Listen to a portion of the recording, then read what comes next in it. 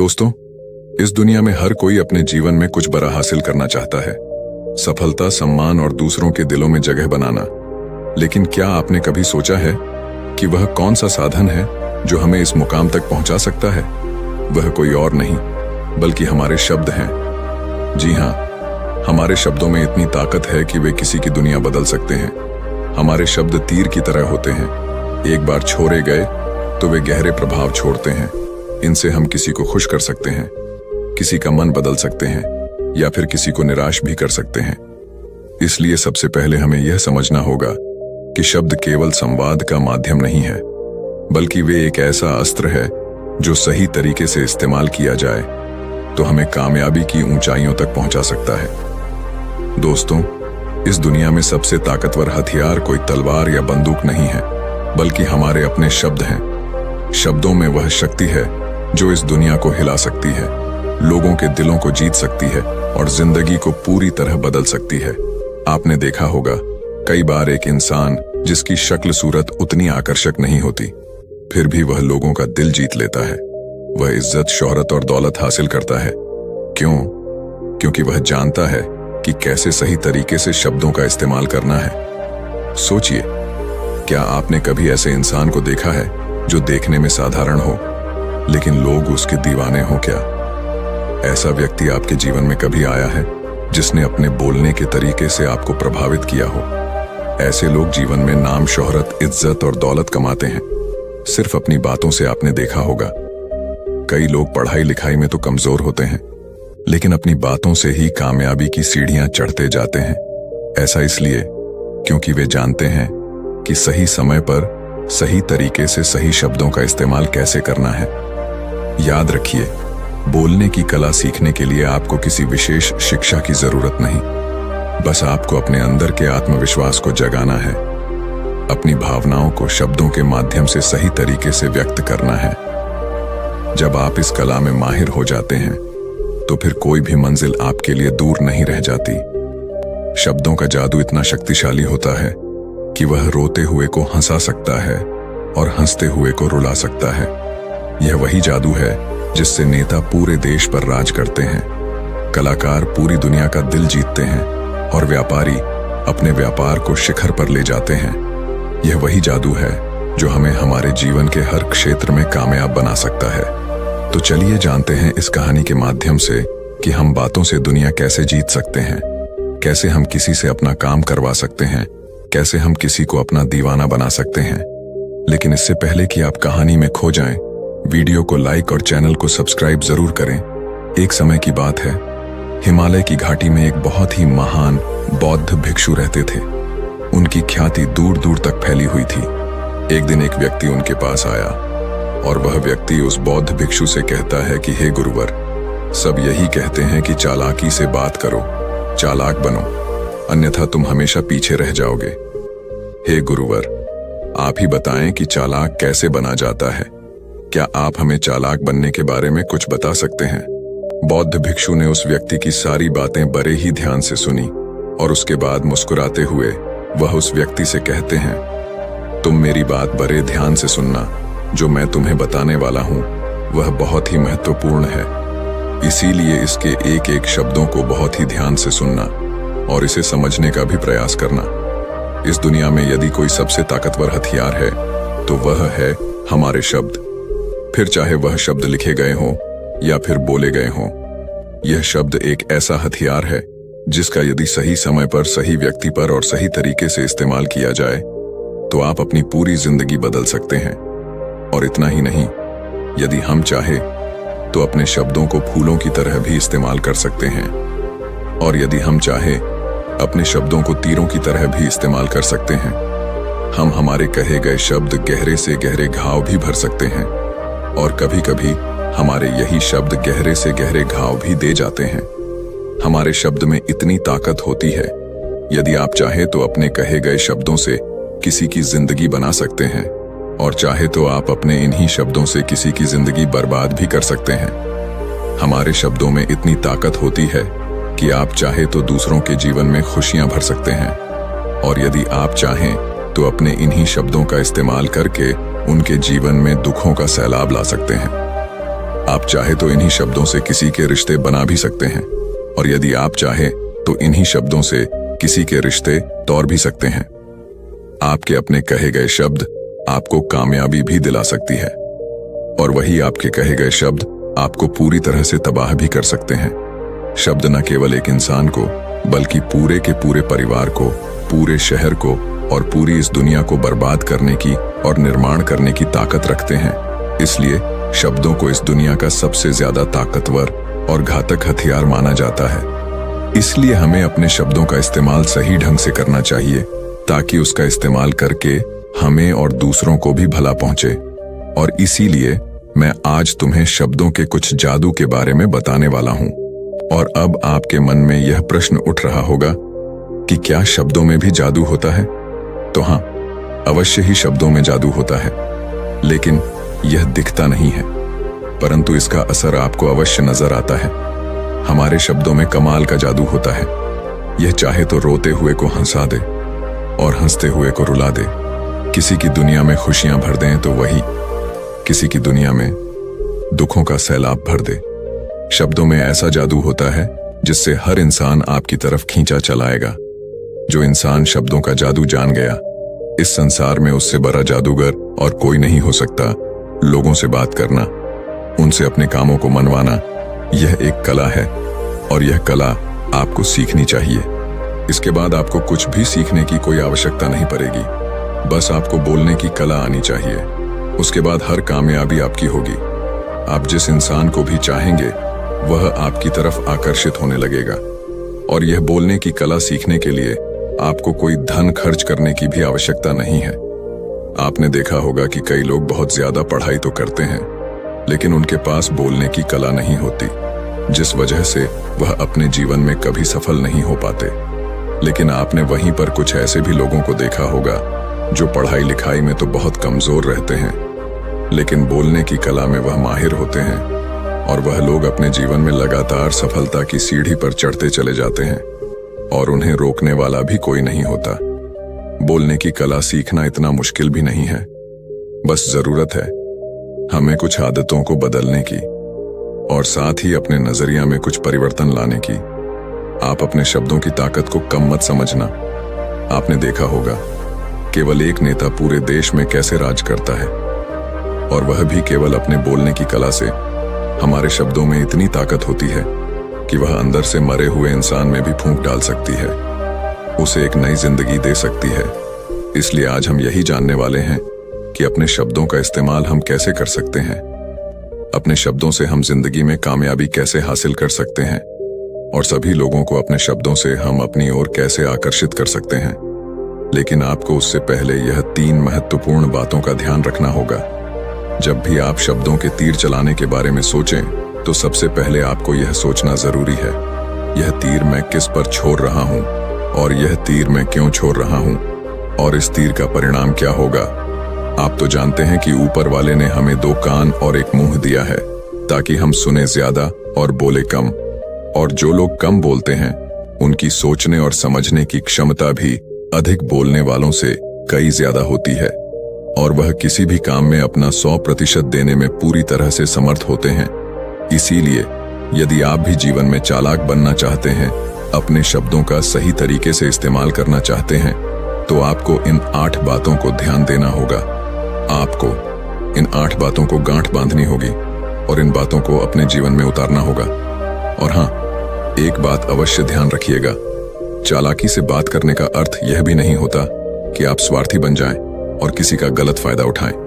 हमें चालाकी से बात करना इसलिए सीखना चाहिए ताकि हम इससे अपना और दूसरों का फायदा कर सके, न कि हमें किसी का गलत फायदा उठाना चाहिए और ना ही हमें किसी को फंसाना चाहिए।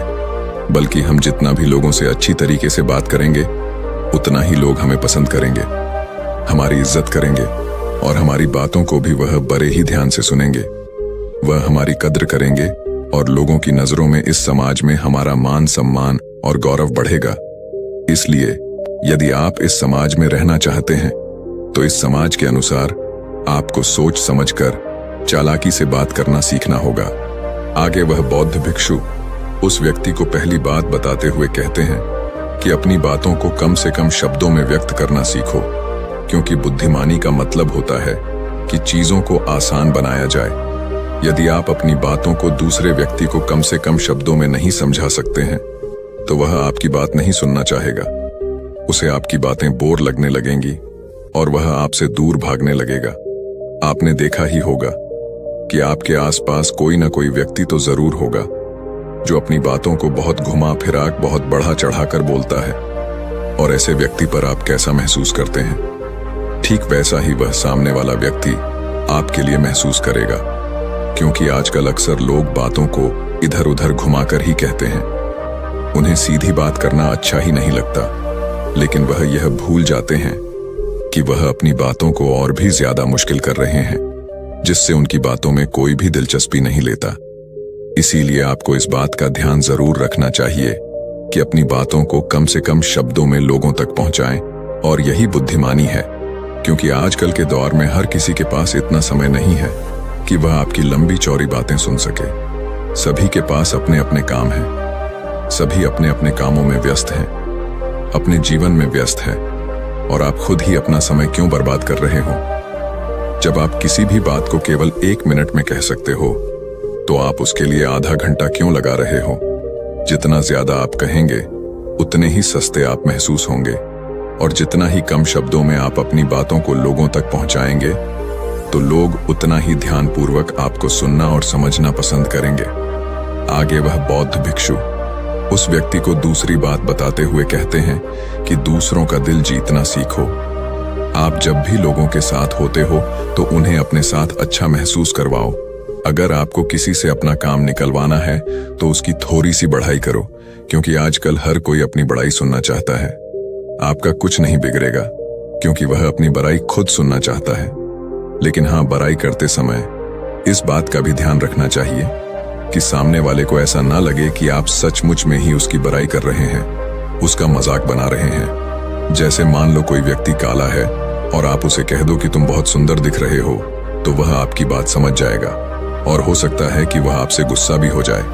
बल्कि आप उससे कुछ इस तरीके से बात करें कि अरे दोस्त, आज तो तुम बहुत अच्छे लग रहे हो। पहले कही गई बात उसे बिल्कुल पसंद नहीं आएगी, लेकिन जब आप उसे कहेंगे कि आप आज बहुत अच्छे लग रहे हो, तो वह तुम्हारी बात अवश्य सुनेगा, और उसे यह सुनकर बहुत अच्छा भी लगेगा।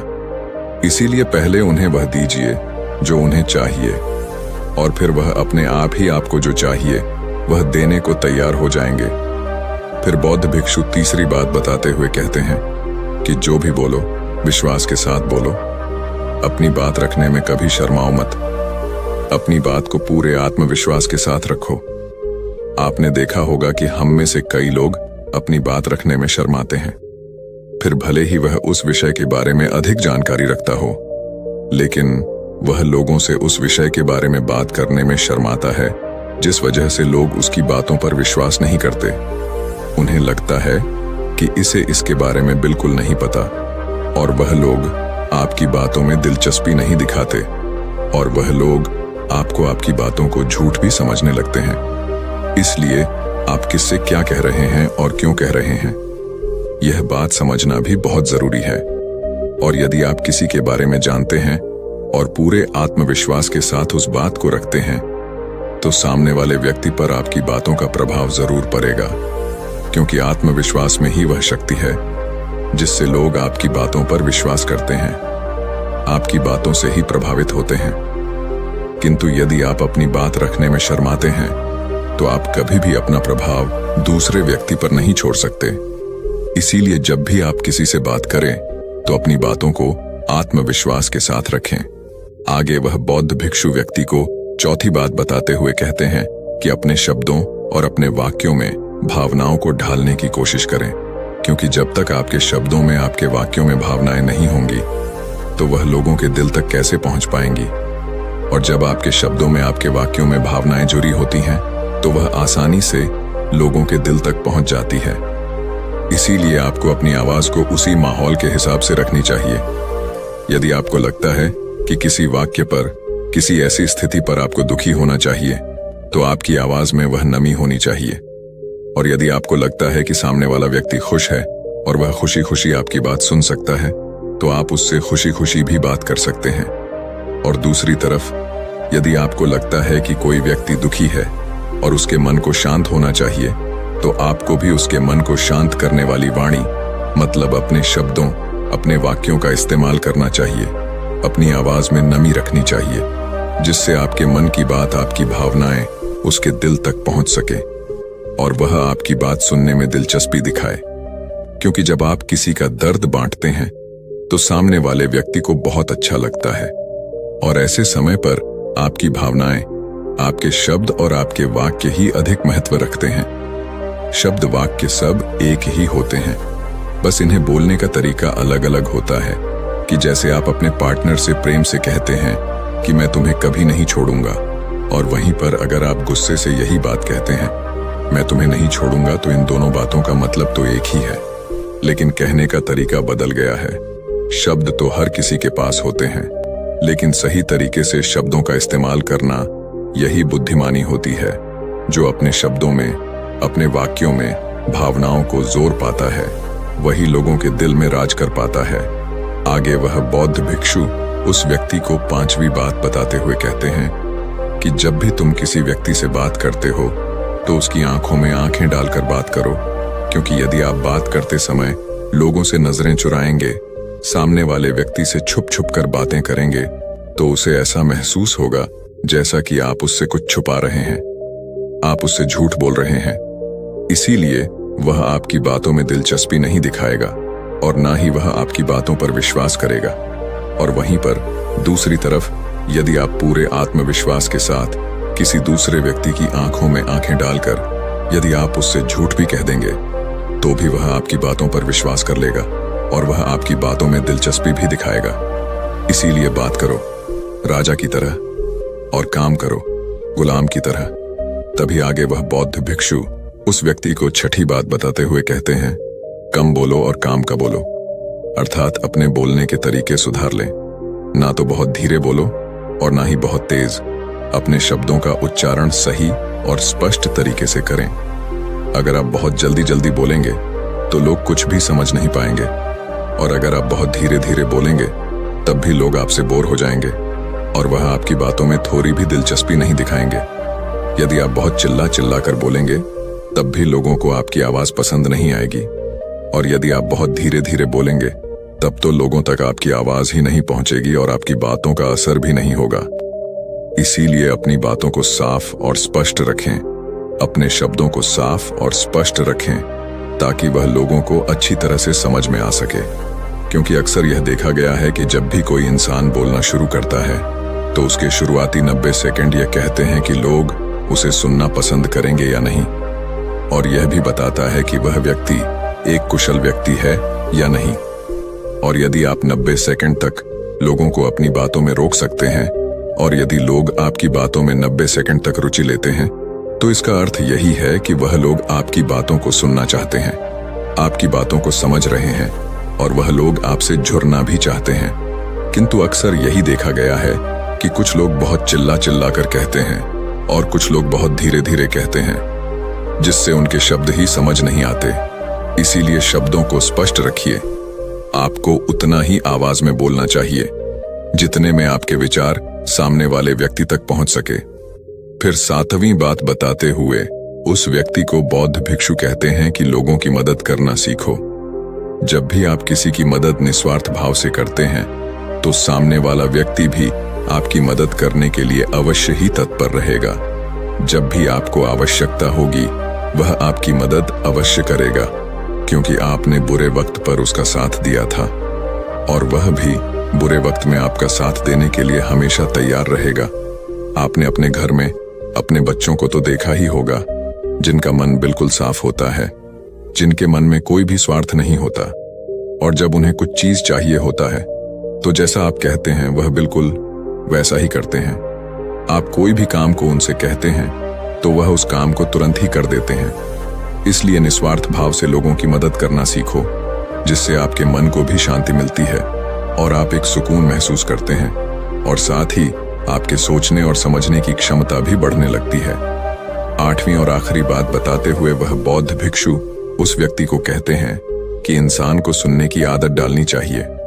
आपने यह तो देखा होगा कि जब भी आप कोई बात कर रहे होंगे तो इस बीच में आपके सामने वाला व्यक्ति आपकी बात काटकर आपसे कुछ और ही कहने लगता होगा। और कई लोग तो ऐसे भी होते हैं जो अपनी बातों को खुद तक ही रखते हैं। वह अपनी बातों को ही बढ़ा चढ़ाकर कहते रहते हैं। वह तो दूसरों की सुनना भी नहीं चाहते, लेकिन वह यह भूल जाते हैं कि एक सफल व्यक्ति अधिक से अधिक सुनता है, सोचता है, समझता है और उसके बाद ही वह जवाब देता है, क्योंकि इज्जत उसे ही ज्यादा मिलती है जो पूरी तरह से सुनने के बाद कुछ कहता है। इतना कहकर वह बौद्ध भिक्षु शांत हो गए और वह व्यक्ति उस बौद्ध भिक्षु को धन्यवाद करके वहां से चला गया।